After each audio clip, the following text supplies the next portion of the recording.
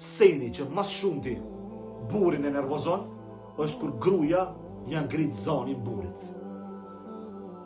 Ama edhe e kundërta.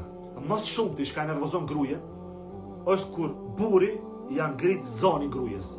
Do të thonë, burin e nervozon shumë kur ngritet zoni gruajes, janë ngre zoni, i vërtet burit. Ama edhe e kundërta, edhe gruaja shumë nervozohet kur buri i vërtet. Çka li me bon këtë rast?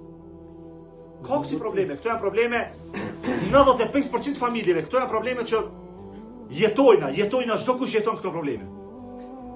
E para, e këshilloj veten dhe i këshilloj këtë vllaznit, edhe këtë motrat, që gruaja fillimisht lip me kuptu që nëse do me hynë xhennet gruaja, nëse buri vet nuk është razi, vallahi shumë rrezik e ka xhennetin.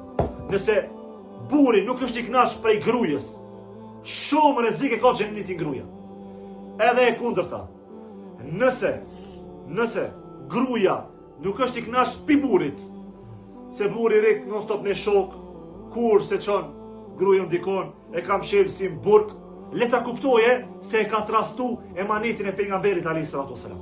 Ma shumë e knaq shokin sa që e knaq gruajen. Vallahi e tham me përgjegjësinë më të madhe.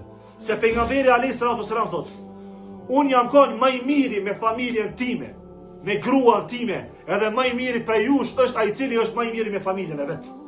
Për këtë arsye, ne lip mja dhon hakin edhe shoqënisë, ama lip mja dhon hakin edhe gruajes.